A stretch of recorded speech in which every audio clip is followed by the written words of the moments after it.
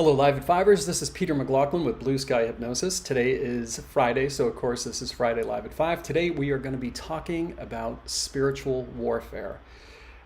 This was requested by a couple of people on the Friday Lives and by several other people in my professional circle. They said, we want to see something on spiritual warfare. It's something I've been thinking a lot about over the past 3 years, I would say, and I decided that, yeah, the time is right to talk about this now. Just a disclaimer real quick. I'm not a psychologist. I'm not a doctor. If you have significant psychological or physiological issues, you want to make sure that you contact your licensed professional doctor or psychologist. All of those issues I can help you with, but technically I need to help you as an adjunct to that licensed professional. If you have questions, if you have comments, by all means, please put them in the comments section. That's what's going to make this a really interesting, fascinating hour or so that we get to spend together. It takes us in directions that I wouldn't go if I were just on my own doing a monologue. So please feel free to put those in the comments section, as well as make suggestions about future content that you would like to see. Okay, so without further ado, I just want to first talk about what spiritual warfare is. Now, everything that I'm talking about is obviously, in my opinion, it primarily comes from the last, I believe it's 17 years now that I've been working as a hypnotist and a life coach one-on-one with people. And with these thousands and thousands of sessions that I've done, it has really become, I would say, spiritual hypnosis rather than your kind of bread and butter hypnosis with stop smoking and weight loss. I definitely do that kind of thing, but my pull has always been toward the spiritual aspect.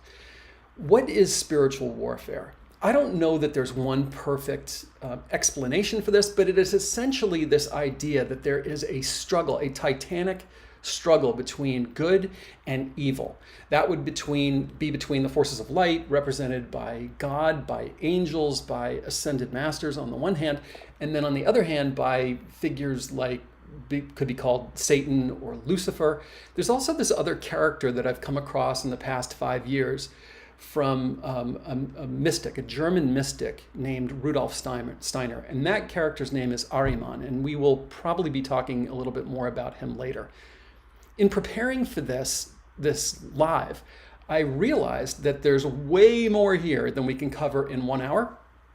And we are on a platform that doesn't allow me to be totally transparent, to say everything that is on my mind. So if I get a little bit cagey here and there, if I become a little bit Byzantine in the way that I answer questions, that's why. And I'm actually thinking about doing maybe like a full day class on this topic because I think it is so powerful and so very important. So spiritual warfare, forces of light, represented by God, forces of darkness represented by an evil entity like the devil, for example, also called Lucifer and Satan. And this struggle is taking place not just in the heavens, not just in the energetic sphere, but it's also taking place inside of us as individuals. It's taking place in our relationships. It's taking place in our communities. It's taking place on the whole planet. It's kind of like, in my view, the ultimate idea of a world war. We think of World War I and World War II as encompassing all of these land masses.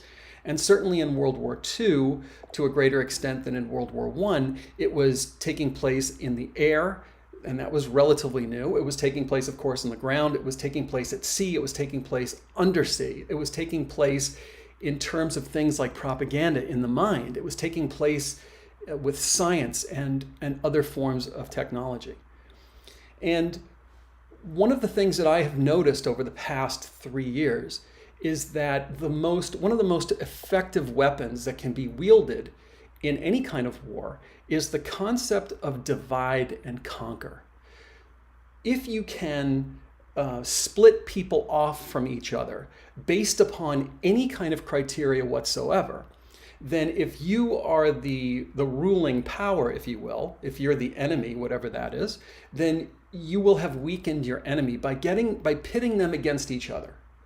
And I feel like I can say this clearly, and I'm sure I won't have many people disagreeing with me, that especially in the last 3 years, there's been a kind of acceleration between various factions that to me seems to be fomented by very large organizations and institutions. And I don't think there's any need to name exactly who they are. I think you know exactly who they are.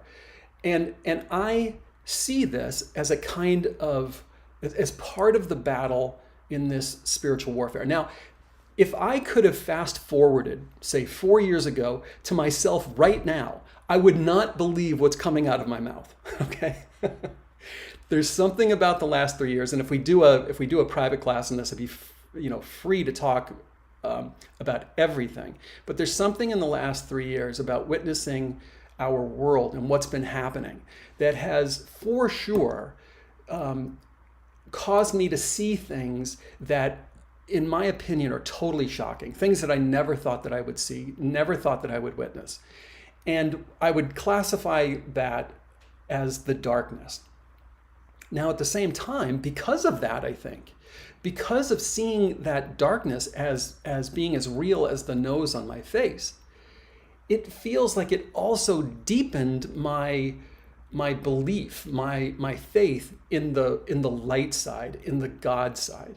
One of the things I was saying to a client the other day is, and as many of you probably know, I was a volunteer firefighter for many years, for 14 years in 2 different states in the US, Connecticut and in upstate New York, and also an EMT. And one of the things that I said was most people don't really appreciate firefighters until they need the firefighter, until they're in a horrible car accident and they're trapped inside their car, until their house, God forbid, is on fire, or there's some other kind of serious emergency where these people show up who are trained and they literally dive in to help. And I feel similarly in this what I'm seeing and feeling and sensing about a spiritual war, that if the darkness is real, and I believe it is, I believe I can see it, I believe I can feel it, then so is the light. And where there is this darkness, it's almost like the house is on fire or there's been a bad car accident, and I have felt like I really need, for the first time in my life I felt this, I really need the call it the full armor of God, the full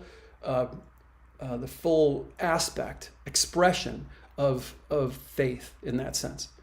So that's where all of this is coming from. With spiritual warfare, I think there's a couple of quotes that I would like to dive into. One of them, because I think, and my son and I were going back and forth on this a few days ago. I think you have to ask yourself, if there's spiritual war, that must mean that there's good and that must mean there's evil. Defining these words is kind of important, I think. And so defining evil, I come back to a couple of quotes that I've come across over the years. One was made by this man who was called the wickedest man in the world. His name was Aleister Crowley. He was a kind of like a figure or a high priest of occult organizations. And his phrase that I think is a definition of evil is "do what thou wilt." What he meant by that was do anything you can get away with, regardless of the consequences for other people, as long as it advances your interests.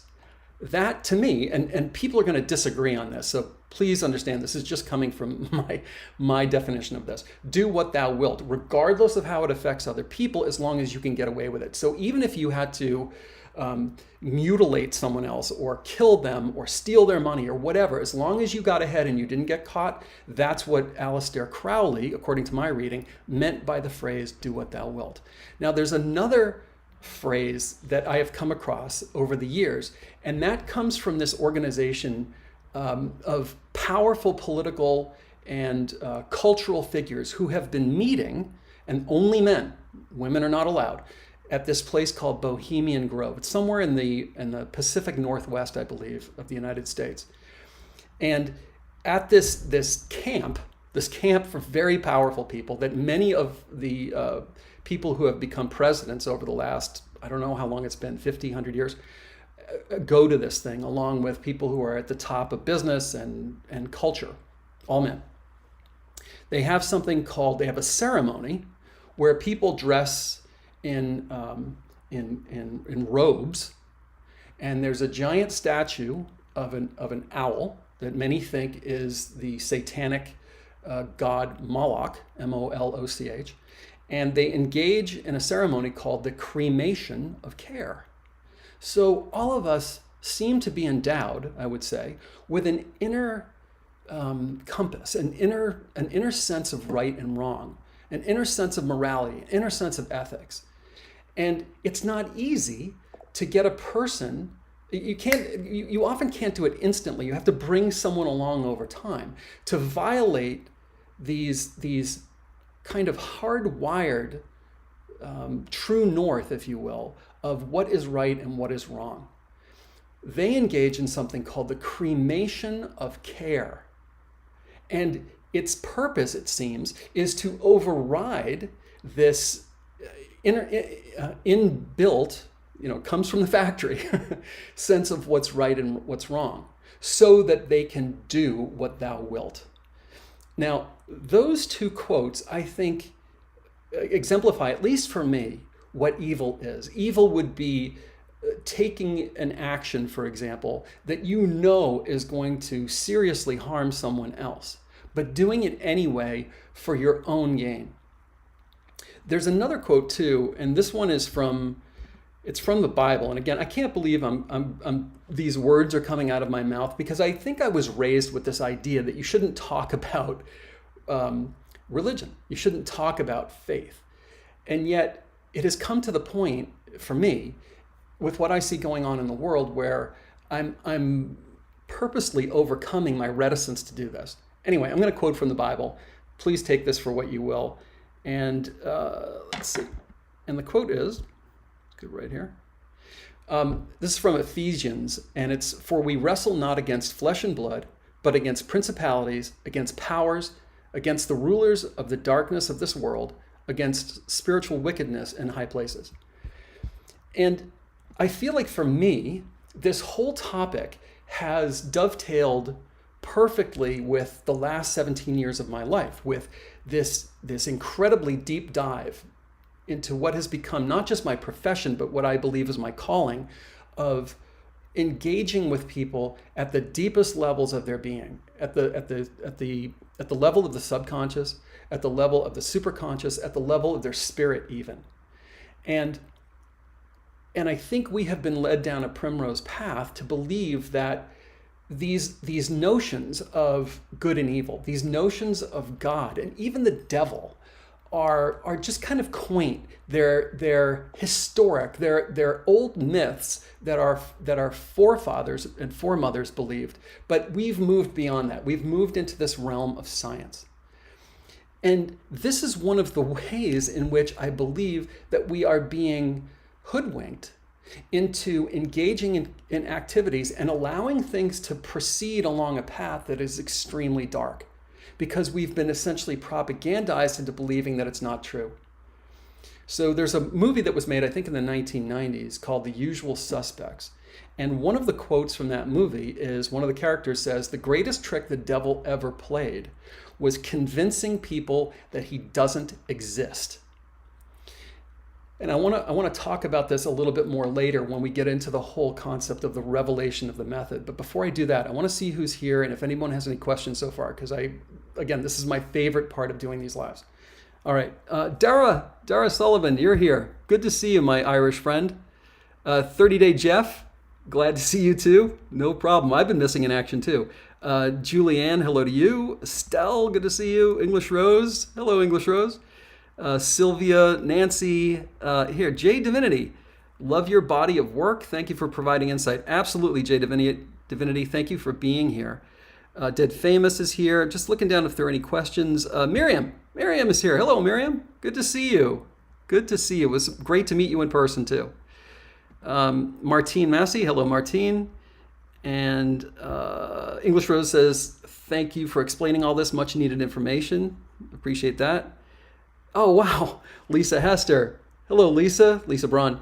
So glad that you're here. So awesome to see you. It's been a number of years, and I can't tell you how glad I am to see your name and your photo here. Okay, so let's move into where is this battle being fought? I mentioned before that this battle is being fought at the level of the individual, at the level of a one-on-one relationship or relationships within community and family. It's being fought at the level of community. It's being fought at the cultural level. It's being fought at the international level. And I do believe that on some level it is a war for the soul of humanity. And I think that there is a huge component of this. In fact, most of it, unlike other wars that we are familiar with from history, most of this is being fought in our mind and in our spirit. And the power of the forces on the other side to control, to dominate, to influence our minds and our spirits has never been greater. There was a revelation in 1975 of a CIA program called MK Ultra. And MK Ultra was an attempt by the CIA to mind control people with using very powerful drugs like LSD and psilocybin and other kinds of hallucinogens, along with hypnosis. And some of the things that I've read also talked about using trauma and combining all of these things together to, as I say, control people's minds. One of their ideas was that if they could fracture the mind of a person, they could install another personality. And they could turn that person, let's say, into a courier, where in their normal personality, they would just be, John Smith, the carpenter or the accountant. But when a trigger word using hypnosis was used, they would shift into their personality as the courier. And at that point, and only that point, they would remember all of the details that they would then divulge to the party that was supposed to receive this information. Or in the same way, they could turn someone into an assassin, so that the person 99% of the time is walking around with just their normal personality and their normal jobs. But when a trigger word is given, a hypnotic trigger word, they move into the personality of the assassin. They conduct the assassination, trigger word back out into their normal personality, have no memory of what they've just done. Many of you may have seen the movie, which was made, I believe, in the 1960s with Frank Sinatra, called The Manchurian Candidate. That movie was remade, I believe it was the early 2000s, I might be slightly off on that, with Denzel Washington. And this is exactly what the plot of the movie is. Now, that movie is an example of the revelation of the method. This is one of the most fascinating things I've come across in my research. So the people in the occult world, let's say occult just means hidden. So theoretically, you can engage in occultism, but be doing it and performing white magic, doing it for good. You can be engaged in occultism and engaged in black magic and doing it for evil, for bad. Well, the people in the world of the occult believe what I believe, which is we live in a free will universe, that you're not allowed to violate God's law by, say, doing something against someone else's will. They have free will. So the solution for them is to essentially trick people into going along with whatever the plan is, whatever it is that they want them to do. So the revelation of the method is a way of telling their plans to people in a very large public fashion. But because it's disguised as entertainment, people look at it and they say, oh, that's just a movie. It's just entertainment. This doesn't affect me at all. And then they move on. Well, to the dark occultists, they believe they are now clear and they will not engender karma by now carrying out these actions. So this example is kind of interesting because it explains this extremely evil program conducted by the United States government MK Ultra, which literally killed people, and that's just what's documented, where they were trying to brainwash people to take control of people's minds, and a movie made about it and then remade about it, informing us as to what all of this is, that helps to explain that concept of what the revelation of the method actually means.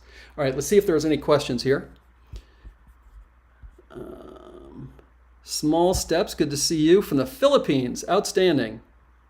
And AML White 1, hi from Victoria, Australia. Your work is important. You were on point with this topic. Well, thank you so much. I really appreciate all the support. It really means a lot to me.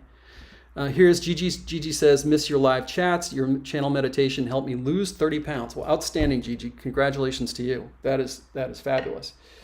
Okay, let's talk about the next topic that I've written down here, which is entities, demons, and mind control. So we kind of delved into mind control a little bit by talking about MK Ultra. Now, this is obviously a huge topic in and of itself, but this gives you a little bit of an idea. For those who are interested in this topic, there's a magician hypnotist in the UK. His name is Darren, D-E-R-R-E-N, Brown, Darren Brown, who has been doing stage performances utilizing magic and hypnosis over the last 20 or more years. And he has a television series that I don't know if he called it the series or a documentary or whatever, but he called it The Push. And in this television program, he was using paid actors, and most importantly, he was using research, very famous psychological research from the last, say, 50 or so years, to see if he could induce people, targets, specific people, to commit murder. And he employs all of these well-known psychological tactics by creating the environment, including actors who are in on this, with the unsuspecting target. And I should say a spoiler alert here. If you don't want to know the end result to Darren Brown's The Push, turn away now. Just turn off the volume for a couple of seconds. So the long and the short of this is that he's able to convince 3 out of 4 people to commit murder. Now, what does that actually mean? Well, it means that there's an old man that to the target is just this old man. And over the course of, I think it's like 3 or 4 hours, different things happen, peer pressure, different kinds of psychological techniques. And what the target doesn't know is that this old man is an actor, that he's a stuntman, that he has a harness inside of his clothes, and that when he's pushed off the top of a building, he doesn't fall to his death. He falls down where he is suspended by this harness, and I think he even lands on something, like a big air mattress or something like that. But to the person who pushes this person, they think that they're committing murder.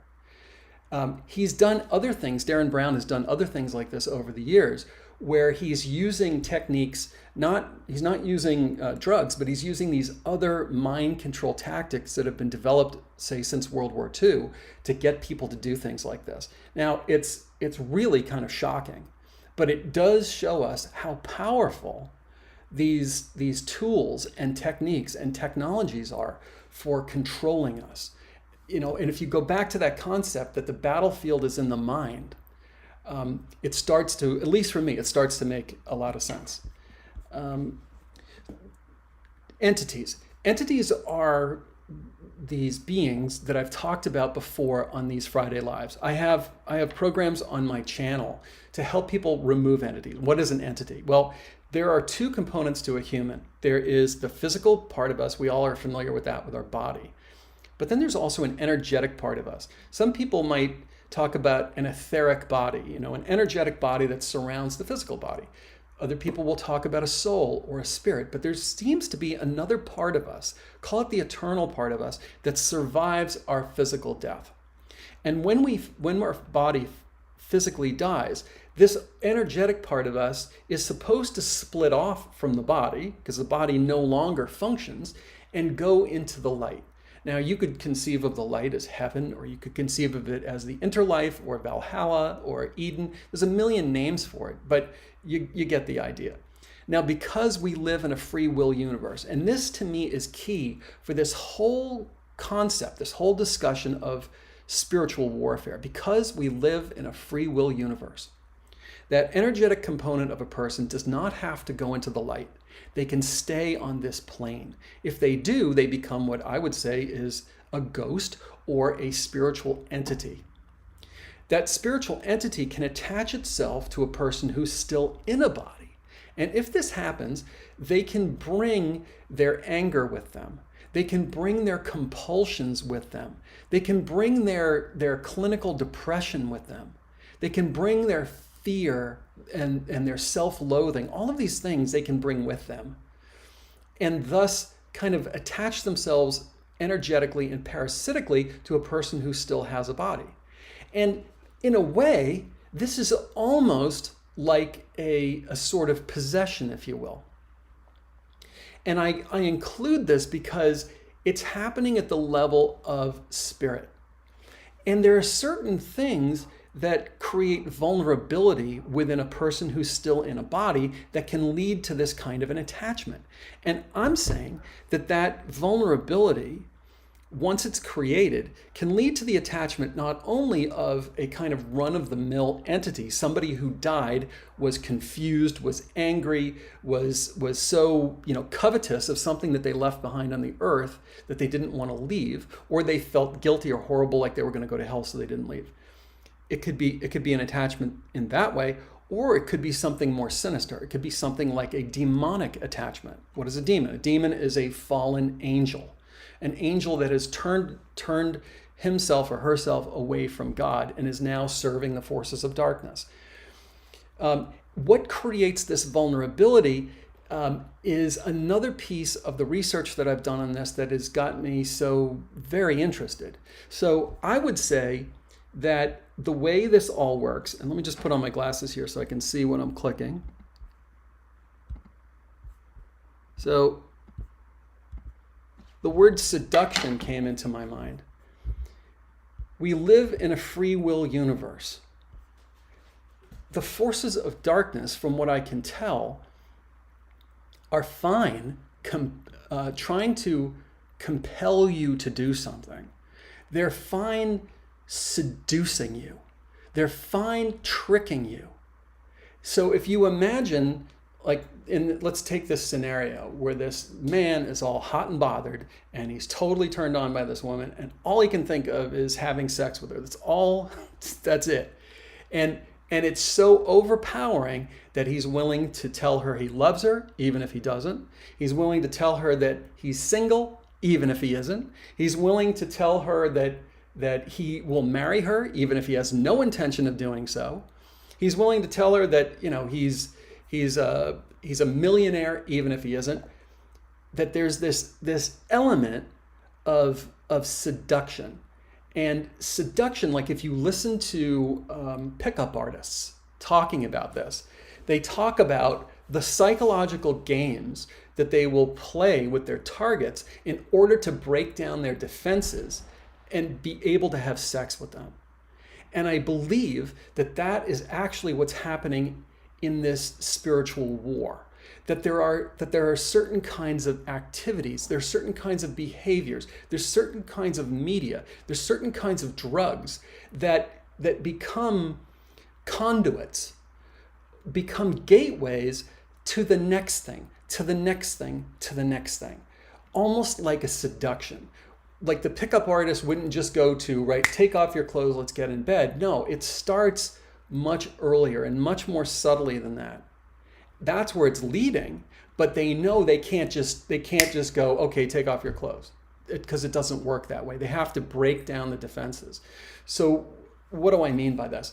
A person who is an alcoholic, they're not just a drink here and there, but they're an alcoholic. They're drinking every single day, for example, or they're drinking to excess. They're having hangovers in the morning. They might be blacking out. Well, first of all, the alcohol is weakening that person's body.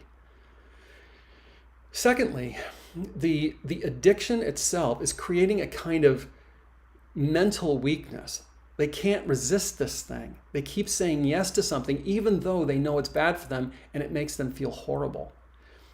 The alcohol is perhaps causing them to do things that they wouldn't do if they weren't under the influence of alcohol. They might be having casual sex, wake up in the morning and feel horrible about themselves.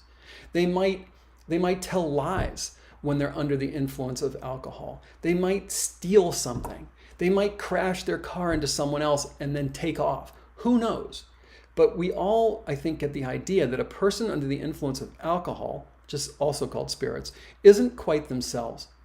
And that this creates a vulnerability to attachment by spiritual entities, whether they're the run-of-the-mill spiritual entities or even a demonic entity, and can lead them, like a seduction, from the alcohol to the next step, to the next step, to the next step. And as I'm saying this, I'm realizing that this is one of the things people do if they want to have sex with someone.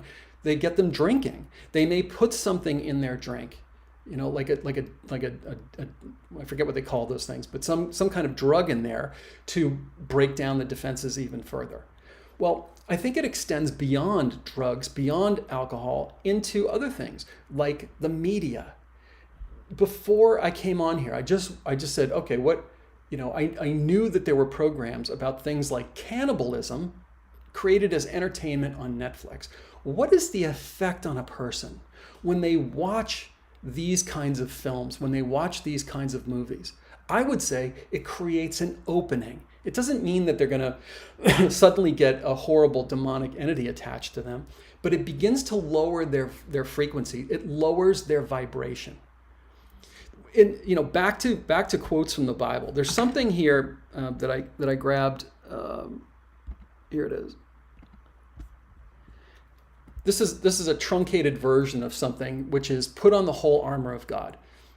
I think in an energetic sense that we're not talking about metal. We're not talking about plate armor. We're talking about something else. And I think that it could come down to, are you vibrating at a high frequency, the frequency of love, forgiveness, grace? Are you beauty? Are you vibrating at the frequency of hate, anger, rage, fear, resentment?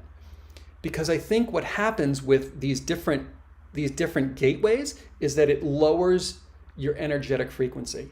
And when that happens, you become an energetic match for the figures of the darkness, and you become vulnerable in many ways. Sickness is a low vibratory state. I think putting on the whole armor of God, what that means is vibrating at a high frequency. Vibrating at the frequency of forgiveness, of grace, of compassion, of love of others, love of yourself. And that is not a match for those lower frequencies. Those entities want nothing to do with you if you're vibrating at this really high frequency. One of the examples that I have given before is that I used to live outside of Buffalo, New York. And there was a theater in downtown Buffalo that was having a problem with people, homeless people, and people doing drug deals on their doorstep, you know, underneath their marquee. And someone got the idea to play classical music, to pipe the classical music, you know, out from their building under the marquee 24/7. Well, problem solved. Now, why would that be? Well, you'd say, well, the people that were under there hated the classical music. Well, that's probably true. Why did they hate it? Because it's vibrating at a much higher frequency than, unfortunately, where they're vibrating. It's not a match. They are repelled by it. So in terms of how do we navigate these times, and I know I'm kind of hopping around here, but how do we navigate these times? How do we protect ourselves? How do we put on the whole armor of God? I would say we vibrate at the highest frequency possible. Now, this could come through prayer, it could come through meditation, it comes through Tai Chi, Qigong, it comes through reading inspirational work, it comes from smiling and laughing, it comes from doing something you love to do rather than doing something that you hate, that you feel like you're forced to do. It comes from veering towards eating food that your body wants, and not eating things that give you a momentary, jolt of pleasure and then take you down a darker road. And no one has to be perfect at this. It's just like if you thought of the scales, on what side of the scale is the weight, is the predominant weight? All right, let's see if we have any questions here. Lisa Braun says, reminiscent of Milgram studies. Absolutely. So she's referring to, I think, the comment that I was making about Darren Brown and him getting people to commit murder. So Stanley Milgram was a scientist, and his famous studies were done, I believe, in the 1960s, where he had subjects, people that thought everything that was being done was real. Person in a lab coat, subject walks in, and there are these dials in a control room. Then there's a window, and on the other side of the window is a test subject. Now, the test subject is an actor. The person in the coat, the lab coat, is an actor. And the test is, can we get these people to deliver electric shocks to the person on the other side of the glass? In other words, can we get them to turn the dial to higher and higher levels, push a button, and then hear while the person on the other side of the window is screaming in agony, screaming in pain? The subject thinks it's real. And the fact was they could do this. And I can't remember what the ratio was, but it was shockingly high. It was like 3 out of 4 people would turn up that dial, even if they were sort of contorted because of this compliance, this feeling of needing to comply with the person in the white coat, doing something that was against their moral code, but fitting in the aspects of authority were more important to them than their moral code in like 3 out of 4 cases. And one of the other pieces about how to navigate these times is the stronger you are. In other words, the more you exercise, the more you eat really healthy food, the more you feed your mind and your soul and your consciousness with things that vibrate at a high frequency, the easier it is for you to walk in the direction of your moral compass. The harder it is to get you to do something that is at variance with your moral compass. And the reason for this is that as your body becomes weaker, you have an innate need to fit in with the herd because that's where safety is found.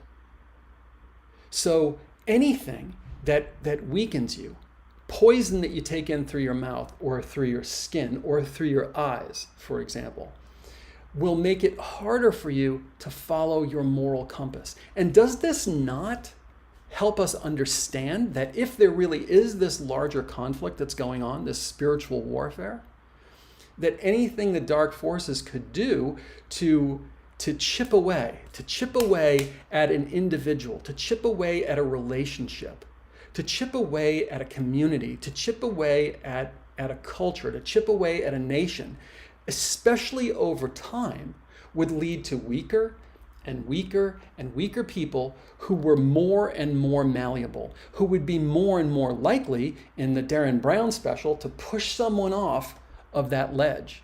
Or in the Stanley Milgram experiment, to turn the dial up to 10 and press the button to give the person a shock, a devastating shock. Very cool. Thank you so much, Lisa. Really appreciate that. Let's see here if there are any other ones. Martine Massey says, so it can be as you die, you don't have peace, but stay unhappy or something like that. That's a really interesting point. Let me just move this out of the way. Yeah, I mean, I happen to think that what hell really is an awareness of the harm that you've caused. You know, so many people who committed some horrible act, because look, I've done thousands of past life regression sessions with people. Just had one this week where the person had incurred karma in a past lifetime that was playing out in relationships in this lifetime. And in the past lifetime, we went back to where the karma was incurred, and this person was a slave trader in the Middle East. Excuse me. And the past life personality, the past life person, ended up killing themselves. And when they killed themselves, they felt this horrible weight of what they had done in their lifetime. So yeah, I do think, Martine, that we bring our sadness, we bring our guilt, we bring our shame, we bring our talents, we bring our love, we bring everything with us when we step out of the body.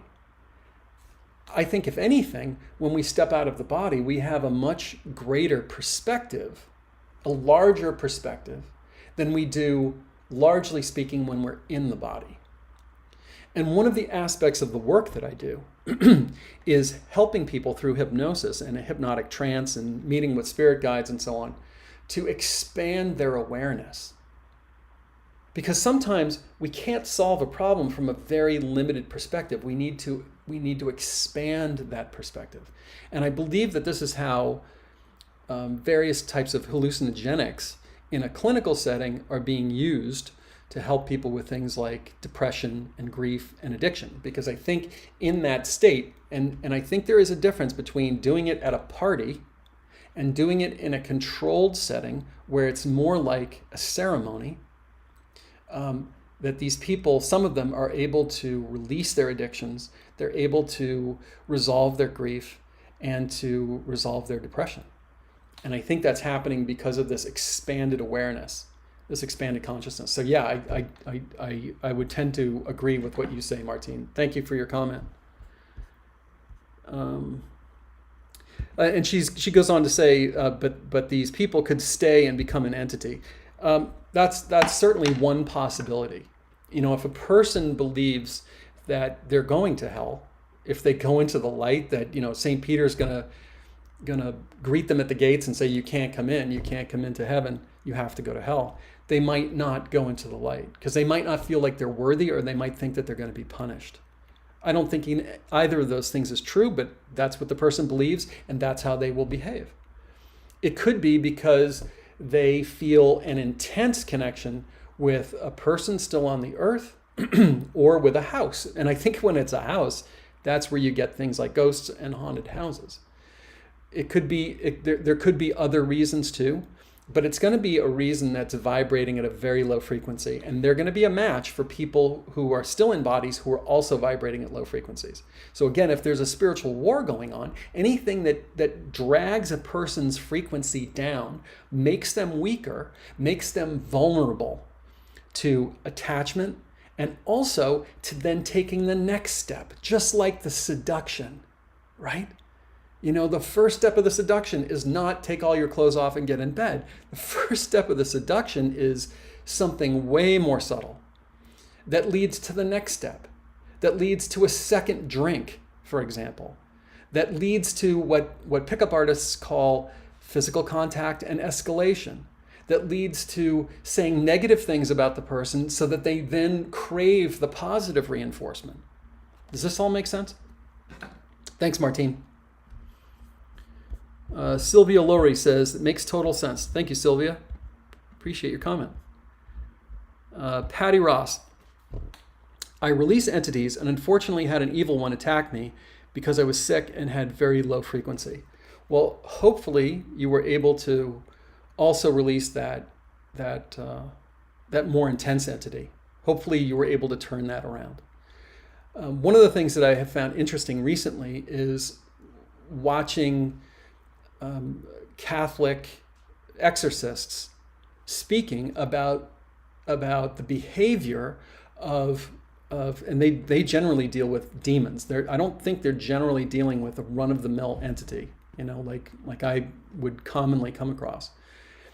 And one of the things that they talk about, which I think is absolutely fascinating, because I didn't know this before I watched these videos, is that they talk about the concept of free will as well, and how these demonic entities have to operate inside of free will as well.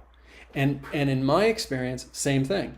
The most difficult cases of trying to move entities out of a person is when the person themselves doesn't want, could be at the subconscious level, to let the entity go. So hopefully, Patty, you have been freed of all that. Sarah Nikitenko, can you also use your intention to raise your vibration or to put on the armor of God? Yes, I believe that you can. I think everything starts from intention. So if your intention is helpful, if your intention is loving, if your intention is anything positive, that to me would be the first step towards raising your vibration. Along with, and I think it would still start with intention, along with surrounding yourself with things vibrating at a higher frequency. Anything in nature is vibrating at a high frequency. Music, certain types of music could be vibrating at extremely low frequency, while other music could be vibrating at extremely high frequency. When I do my own processes, so when I do my own meditation, oftentimes I will just be sitting in a chair, or the best is when I'm outside. So it wasn't long ago that I had a client come here, and we worked together in person. You know, we had done a lot of work on Zoom, and she wanted to come here and work one-to-one. And I took her out to an island that's about 3 miles off the coast where I live in Florida. And we did a session sitting on the beach with the sound of the waves in the background, with the sound of the seagulls, with the wind blowing through our hair, with the sun shining down on us, sitting on the earth. There's nothing like this. Like, this is the most powerful place to go to raise your frequency. And to your point, Sarah, if your intention is to connect with your spirit guides, is to connect with ascended masters, is to connect with angels, is to connect with God, is to forgive the people who have harmed you, is to be forgiven for what you've done, to let go of your emotional pain. This is an extremely powerful place to do this because it's already vibrating at a high frequency.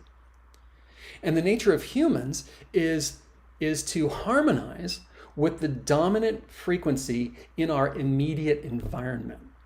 So if you're sitting on a beach, then the dominant frequency in the environment is going to be the Schumann resonance. This is the vibration that the Earth itself is vibrating at, 7.83 hertz. Very healthy. If, however, you're sitting in a cubicle in an office and you got rubber-soled shoes on and you got a big computer monitor in front of you and you got fluorescent lights above you and you don't even want to be there, you've got a bigger challenge in front of you. Can you raise your frequency in that circumstance? Absolutely, but you have a bigger challenge.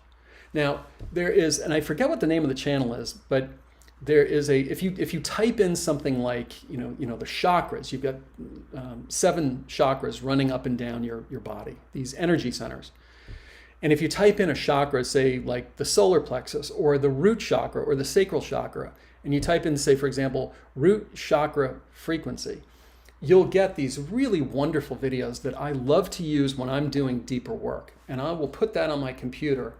And it's just these, kind of beautiful mosaic images, but it's giving you music that is vibrating at the frequency of that part of your body. And I find this extremely powerful in order to resolve old issues or to do deeper internal work. And I think that's a really, really good tool. But thank you for the comment, Sarah. Appreciate it.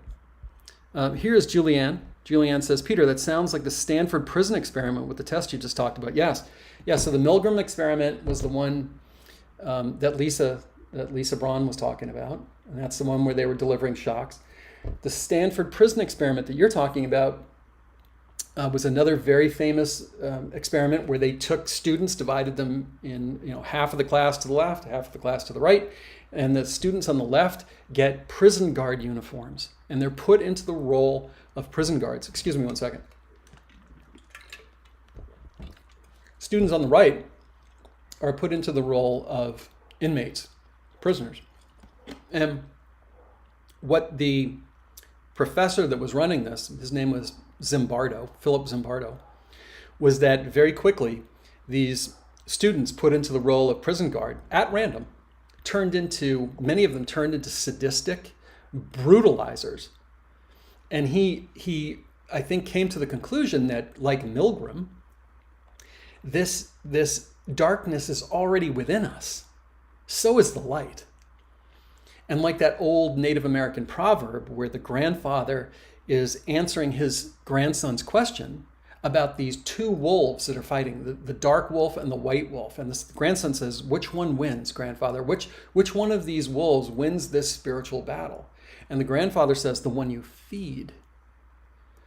So who are you feeding with an alcohol addiction? Who are you feeding with a porn addiction? Who are you feeding with violent movies over and over again? Who are you feeding when you eat crappy food? Does this make sense? Who are you feeding with drugs? You know, that everything seems to be, in a way, on one side or the other. And it's like we're the battleground. And we can go one way or we can go the other. And our intention, you know, to use that concept that Sarah raised before, our intention and what we choose, what we choose to feed, will decide how that battle unfolds within us. And enough of us together will decide how that battle unfolds in our personal relationships, within our community, and enough of us still within our culture. So super cool. Thank you for that. Here's Sarah W. Hello, Sarah. I suggested understanding ourselves as souls rather than just temporary people on earth might change how we can resist evil. She further says, as people, we seek to fit in, but as eternal souls, we can draw upon the strength and longer-term understanding of ourselves. Yeah, I couldn't agree more with you. And I think there's a really powerful reason why we are not taught about things like karma, why we're not taught about reincarnation. Because if all of us knew that we are essentially different cells in the same body, and what harms you actually harms me, what helps you actually helps me, that if I harm you in this lifetime, that I will incur a karmic debt that I will need to repay in a future lifetime. If we really understood this, the way it seems the people, the dark occultists understand it, if we understood this, when some government official came to you and said, here's a gun. I want you to go 8,000 miles in that direction and go kill somebody who looks different than you because they're bad people. You'd be like, no, I don't think so. I'm not doing that. That would begin to break apart this matrix of control that we are in. Because I would be more likely to see that person that this government official is asking me to go kill as my brother or my sister. I would see us as united as children under God. And I would be much less likely to do something like that and to play into something that, frankly, is quite dark. You know, going 8,000, 10,000, 12,000, whatever miles it is, to go kill somebody because other people are telling us that that's the right thing to do. I'll stop right there. Okay, thank you, Sarah W. Really appreciate that. Here is AML White 1. Hopefully we can accept and be remorseful for the pain we have caused within this life. Show ourselves compassion and forgiveness and feel less grief from our actions when we pass over. Yeah, I think so. I think we're supposed to remember who we really are. That we are eternal souls, eternal spirits, all united in love, like brothers and sisters. And that, like another analogy I've used before, we're basically like actors taking on these different roles from lifetime to lifetime. And we've been good guys and we've been bad guys. We've been the hero, and we've been the villain. We've been the bit player and we've been the lead. We've been everything at both extremes and everything in between. And just like actors, we're supposed to learn from each role we play and to rise above the level of our ego, to rise above the concept of good and bad. You know, that take any war. There's no one, as far as I can tell, in any war in the history of humankind that thought that they were the bad guys. You know, everyone basically thinks that they're the good guy and that they're fighting a righteous war and that it's okay to kill this other person because of X, Y, and Z. So yes, I think we are supposed to engage in forgiveness, because you can't live here on this planet without getting hurt, without hurting someone else. And forgiveness is like being able to put your car into reverse. Sooner or later, you'll get your car in a position where the only way out is to put it in reverse. You can't go forward to get out. You got to go in reverse to get it out of this pickle that you got yourself into. And that the concept of grace, in my way of understanding it, means that everyone is worthy of grace. Everyone is worthy of forgiveness. Everyone is worthy of forgiving and being forgiven. If they really understand, if they really feel in their heart the consequence of their actions, and they feel remorseful for what they've done. And this remorse then leads to atonement, doing what they can to make it right, even if it's a heartfelt apology, even if it's paying it forward and devoting their life or helping other people in some other way. This is so much healthier than a state of guilt or a state of shame, because the state of guilt or shame makes it about the person who committed the act, who harmed someone else, who's feeling these feelings, because there's no end to guilt and shame. Remorse puts the focus on the person who's been harmed and brings the intention, in Sarah's words, brings the intention to do what they can to make this right. And then what? Move on. Then move on. We move past all this pain when I've done what I can do to repair the damage that I've created. And I think when that happens, the karma is eliminated because I have learned. I have stepped into the feeling life of the person that I harmed. And I understand the damage that I've created and the pain that I've inflicted. And I don't want to feel that. I don't want anyone else to feel that. And this is how I think we all rise. Very, very, very cool. Okay. Thank you for that, A.M. White. Miriam, how can humankind evolve from spiritual warfare? I believe when we fully melt with our truest essence, we shine our light so bright that we do not need armor, but the darkness turns into light. And then she goes on to say, we would alchemize the darkness into light. This is so true. It was incredibly powerful, our session at the beach. Thank you so much again. Well, you're certainly welcome, and it was very powerful for me too to be, present for that. Yeah, I think that word alchemy really is powerful, and I've talked about before how perhaps alchemy wasn't really trying to turn lead into gold, but rather that was a metaphor for turning pain into forgiveness. Turning grief and tragedy into love. So yes, I think, Sun Tzu, who was and still is the preeminent philosopher about war. So he was a Chinese general, and he wrote the book The Art of War a long time ago. Don't ask me to say the year because I don't know, but it was a long time ago. And he talked about how important it is to fight on your own terms, to not fight on the terms of the enemy, because you have certain strengths and you have certain weaknesses. They have certain strengths and they have certain weaknesses, and you don't want to fight on their battlefield. You don't want to fight at their time. You don't want to use their tactics. You don't want to use their weapons. You want to fight on your battlefield at your time using your weapons.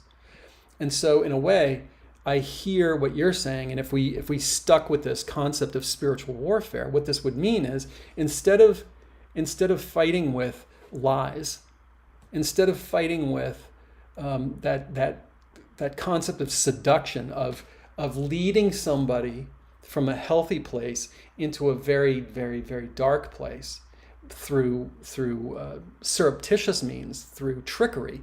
We would do this in the open. That we would reject the weapons of the dark, and we would take the weapons that are ultimately more powerful. I mean, it's been said a million times that the light of a single candle, that all the darkness in the universe cannot extinguish the light of a single candle. That we mustn't let ourselves be drawn into hate, because that's one of the ways that we are manipulated into being divided so that we can be conquered, by hating other people because of their skin color, hating other people because of their political affiliation, hating other people because of their sexual orientation, or whatever it is, the language that they speak, the religion that they worship, whatever the opposite of that is, those are our weapons, I would suggest. So I think you're absolutely right on. And I think when a certain critical mass of humanity reaches this point, that it will overwhelm the darkness. The darkness will then recede back from the swamp from whence it came, and the light will be ascendant again. And again, I can't believe these words are coming out of my mouth. You know, myself 3 years ago wouldn't believe this, but I do sometimes often think that we are going through the apocalypse, and maybe this has happened many times before in human history. I don't know, but the definition of the apocalypse is the great unveiling. You know, like pulling back the curtains on what's really happening, so we can see the darkness, we can see the ugliness that's happening, and that moral compass within us rises up and says, no, we're not going to continue doing this. We're going to go in a different direction. And I do think that could be what we are experiencing now. And I do hold open the possibility that humans have gone through this before, and that we have to be reminded, and that there is a purpose to the darkness, that the darkness helps us to learn through contrast. You know, I don't want to live in a house filled with cockroaches and rats, with food on the floor and everything is a mess. That I want to live in cleanliness. That I don't want to live in a world of cruelty. I want to live in a world of kindness. And the darkness, I think, helps to awaken us to this in the way that I stated at the beginning of this broadcast. So thank you so much for that, Miriam. And it was so awesome to have you here and doing sessions with you live and in person, which is available for other people, by the way, in case anybody else is interested. Okay, Sylvia says, tinnitus recently louder. Medical says your brain is doing this. Is it a possible entity? Okay, so is tinnitus a possible entity? Well, obviously the first thing that, and it sounds like you've already done that, but the first thing would be to check with your doctor. If they rule out things, they say there's nothing they can do, then yeah, could it be an entity? Absolutely. It representing a kind of internal conflict. Or if the smoke alarm is going off in your house, right? Why does the smoke alarm go off in your house? It's because there's smoke present. There's something present it's trying to draw your attention to. Is the tinnitus, is that loud noise in your brain trying to call your attention to something? These are things that I would look at. Is it definitely that? I can't say that, no. But is that possible? I would say so. Is it related to a past trauma? Could be. If it is, we'd want to resolve that past trauma. So these are things that I would definitely look at if this is something that you're suffering from or someone you love is suffering from. Excuse me. Here is Lisa Braun. How do you break free from someone else's control? The kind of control where they are using the system to force you to do things that go against every ounce of intuition. This is a really, really good question, and obviously a very important question. The first thing that I would do is think of who you are, who I am, who we all are. That you're not just a physical body with a brain sitting on top of it. You are also an energetic, eternal being. What are these unseen threads that tie you together with this other person? Are they threads that go back to past lifetimes? Are they threads that we could call a spiritual contract? Is the other person themselves somehow possessed, or do they have entities attached to them? And then begin taking apart these threads. If there are spiritual contracts with this person that are no longer in your highest and best interest, you would want to dissolve those contracts. Because again, we live in a free will universe. You therefore entered voluntarily with the other person into this contract, and you should be able to voluntarily, even if they don't agree, abrogate the contract, end the contract, or change the contract. If there's some kind of karmic relationship with this person, you would want to resolve that karma. If the person has entities attached to them and that is causing this kind of destructive behavior, you might be able, in what I would call the quantum field, you might be able to help them remove those entities, and you might find that they behave differently. But long and short of it is, if it were me, I would be looking at what are the energetic connections between myself and this other person who is doing these things. And how can I change or abolish or alter those connections and change them from something that might be currently destructive or not in your best interest to something that has been healed, where the physical manifestations of the things that occurred earlier have now shifted because you've made a change at the highest level. So hopefully that makes sense. If it doesn't, please ask a follow-up question and I will try to clarify it. But I think that made sense. I'm never totally sure. All right. Great question though, Lisa. Sarah W. says, I love that take on alchemy. Well, thank you for your comment. And White says, thank you so much. You are absolutely welcome, and thank you for being here. Nancy Hoover says, thank you for your focus on this topic. I will definitely listen to this again and share with others. Awesome. Thank you so much for that. I just want to see if there's anything else that I wrote down ahead of time that before we close, might want to just go through. Let's see here. I made a couple other. Oh yeah, this is just an example of what's going on in our world that I just think is kind of interesting. You know, things that I would have scoffed at before.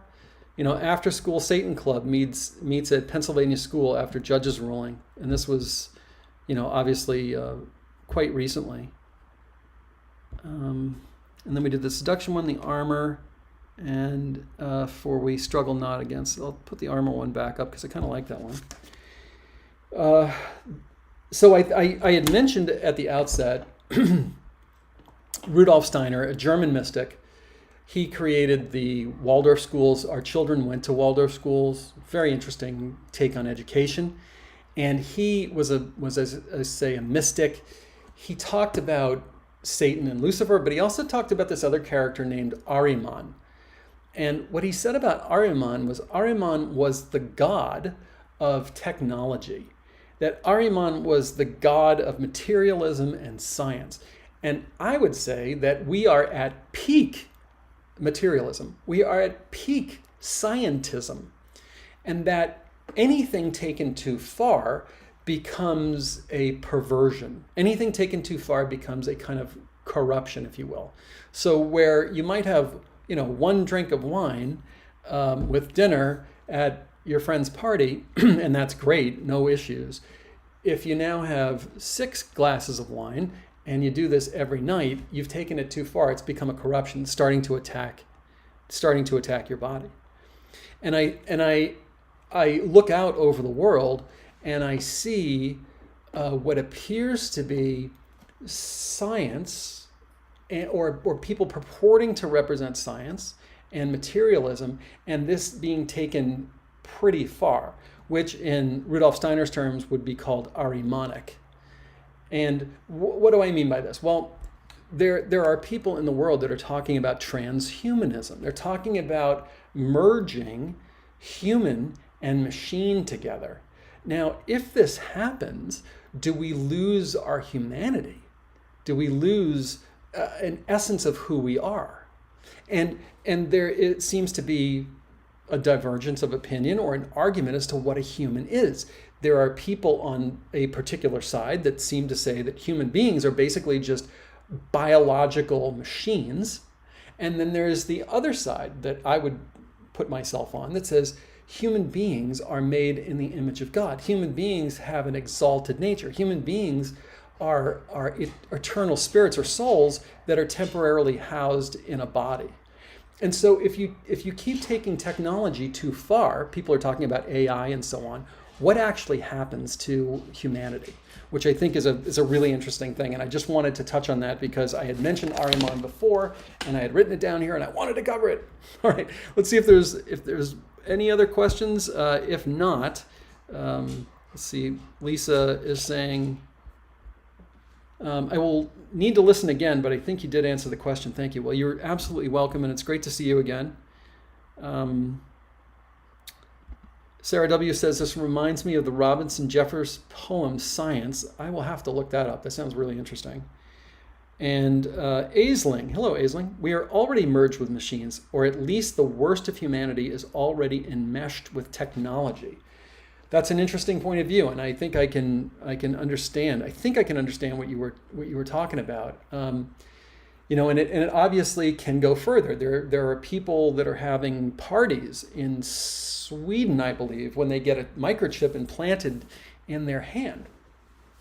I think that there are people that believe that chips can be implanted in the brain, that other mechanical things can be put inside the body where there is this merging of human being and machine. And to me, that is Ahrimanic. To me, that seems dark. That seems to be taking us away from our inherent nature, as I said before, as children of God, as these eternal beings that have the spark of God within us, and we're not just biological machines.